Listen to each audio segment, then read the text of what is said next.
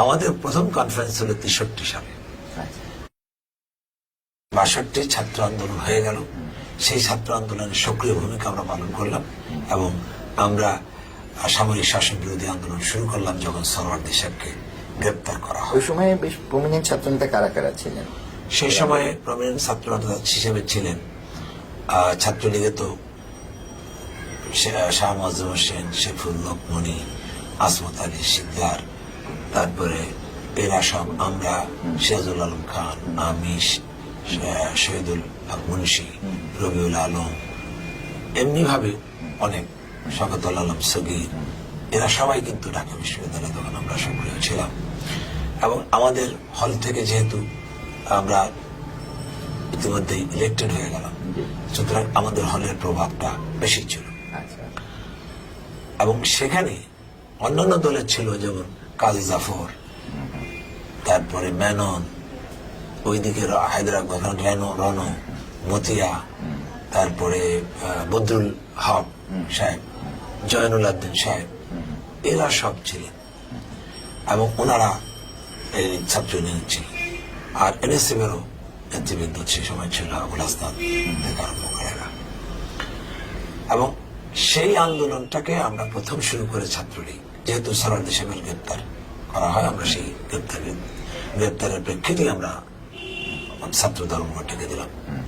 তারপরে এই সামরিক শাসন আন্দোলন শুরু হলো, ছাত্র ইউনিয়ন হওয়ার পরবর্তীকালে একসঙ্গে আমরা কাজ করলাম।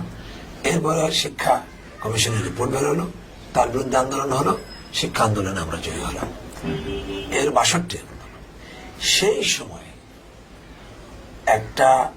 দুটি কথা নিয়ে এই একটা আলোড়ন সৃষ্টি হয়েছিল। একটা হলো দুই অর্থনীতি, একটা, দ্বিতীয়টা হচ্ছে যে বাঙালি এই বাংলা ভাষা সংস্কৃতির উপরে আবার একটা আঘাত আসলো এবং রোমান হরফে বাংলা লেখার একটা প্রচেষ্টা, তার রবীন্দ্রসঙ্গীতের মধ্যে ষড়যন্ত্র, এবং এমনকি আইয়ুব খান বলছিল যে বাঙালিরা যুদ্ধ করতে জানে না, এদেরকে আর্মিতে নেওয়া যাবে না। এইটাও প্রভাব বিস্তার করেছিল।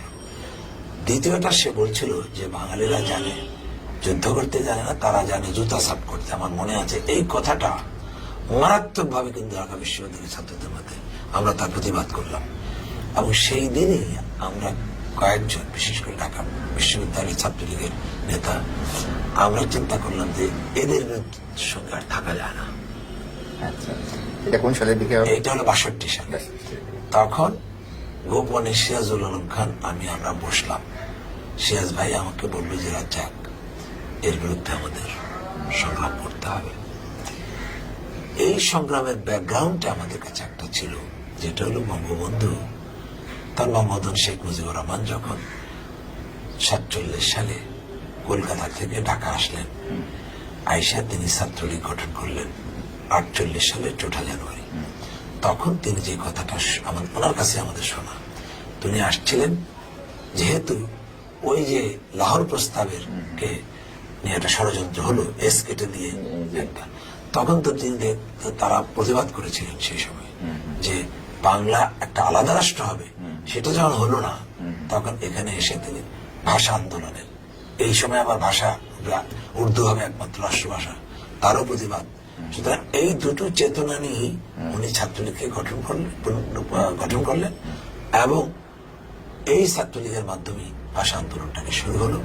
48-এর 11ই মাস ভাষা দিবস, এবং তারপরের থেকে তো 52 সাল পর্যন্ত এই ভাষা আন্দোলনের ইতিহাস বরকত সালাম, রফিক জাফরের। এর পেছনে যে ব্যাকগ্রাউন্ডটা, এটা শেখ মুজিবুর রহমান এর পেছনে সক্রিয় ছিলেন এবং একটা চিন্তা নিয়ে যে বাঙালি জাতিকে আমরা তার স্বাধীনতা আদায় করতে হবে, কারণ পশ্চিমারা কোনোদিন আমাদের দেবে না। সুতরাং আমাদেরকে সেইভাবে প্রস্তুতি নিতে হবে। এবং তিনি আমাদেরকে মাঝে মধ্যে এই কথাগুলো বলতেন, সেটাও আমাদের মধ্যে প্রভাব ছিল। তারপরে 62 সালে আমরা নিউক্লিয়াস তৈরি করলাম, আমি, সিরাজুল আলম খান আর কাজী আরিফ আহমেদ। পরবর্তীকালে আবুল কালাম আজাদ টিচার, সে জয়েন করেছিল এবং তার একটা কৃতকর্মের জন্য আমরা তার এক্সপেল করে দিয়েছিলাম, সে আর আমাদের সঙ্গে ছিল না। আমরা এই নিউক্লিয়াসকে 64 সালে একটা